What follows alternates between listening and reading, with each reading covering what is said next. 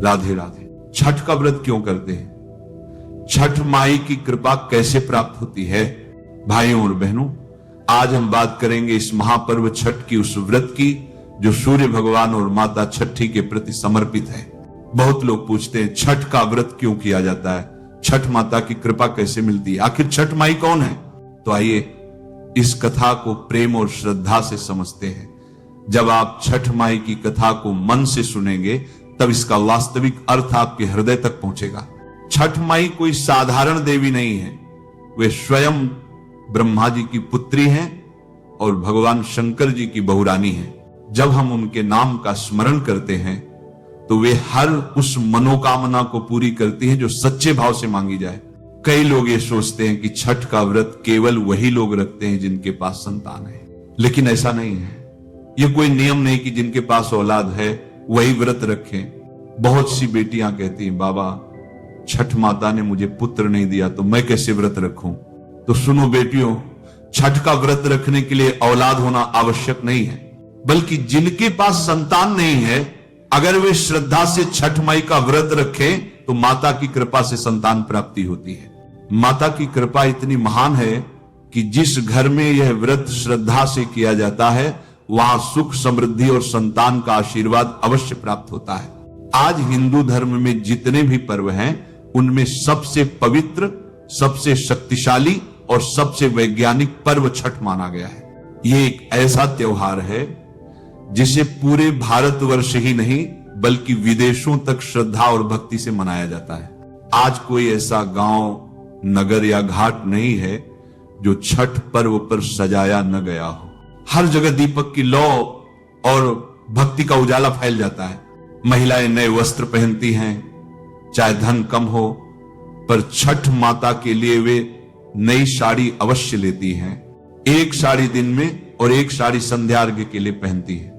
नए वस्त्र, पवित्र मन और सच्चे भाव से छठ व्रत का प्रारंभ होता है। अब ध्यान से सुनिए, छठ के व्रत की महिमा क्या है।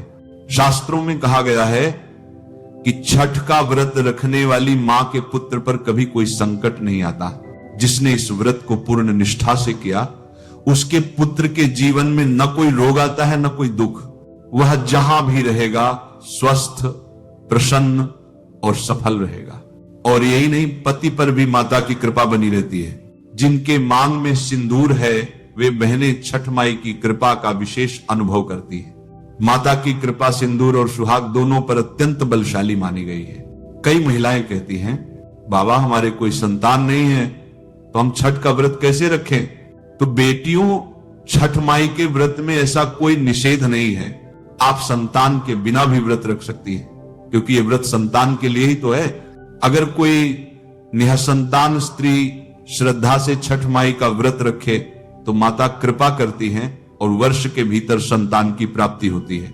अगर पति जीवन में संकट में है तो छठ माई की कृपा से उसका सुधार हो जाता है। माता की करुणा असीम है, बस भाव सच्चा होना चाहिए। अब व्रत की विधि को समझिए। छठ का व्रत तभी फलदायी होता है जब शरीर, मन और स्थान तीनों पवित्र हों। व्रत से एक दिन पहले शरीर की शुद्धि करनी चाहिए। बाल धोएं, स्नान करें और मन में अच्छे विचार रखें। फल फूल, प्रसाद, ठेकुआ आदि जब बाजार से लाएं तो इस बात का ध्यान रखें कि कोई जानवर, बच्चा या घर का सदस्य उन्हें स्पर्श न करे। प्रसाद को स्वच्छ और पवित्र स्थान पर रखें। छठ का व्रत 3 दिन और 2 रातों तक चलता है। पहले दिन नहाय खाए होता है, दूसरे दिन खरना और तीसरे दिन संध्यार्घ्य तथा चौथे दिन उषार्घ्य। पहले दिन भोजन करने के बाद व्रत प्रारंभ होता है, दूसरे दिन उपवास और प्रसाद निर्माण का कार्य होता है। तीसरे दिन शाम को सूर्यास्त के समय सभी व्रती महिलाएं घाट पर जाती हैं, दीपक जलाती हैं और सूर्य भगवान को अर्घ्य देती है। यह दृश्य बड़ा ही मनमोहक होता है। चारों ओर दीपक की रोशनी, घाट पर फूलों की सजावट और जल में खड़ी माताओं की भक्ति। जो व्रत करती हैं उन्हें यह बात ध्यान रखनी चाहिए कि व्रत के दौरान वे बिस्तर पर नहीं सोती। रजाई, गद्दा, तकिया कुछ नहीं। वे केवल पुआल या दरी पर एकांत में विश्राम करती हैं ताकि शरीर की पवित्रता बनी रहे। यह व्रत बहुत कठोर अनुशासन वाला है, खिलौना नहीं। इसमें तन और मन दोनों की शुद्धि आवश्यक है। अब सुनिए अर्घ्य देने का नियम। अर्घ्य हमेशा जल में खड़े होकर दिया जाता है। अर्घ्य के जल में गाय या भैंस का दूध अवश्य मिलाया जाता है। अगर कोई ब्राह्मण या आचार्य उपलब्ध न हो तो ब्राह्मण के पुत्र से अर्घ्य दिलवाया जा सकता है। अर्घ्य देते समय माता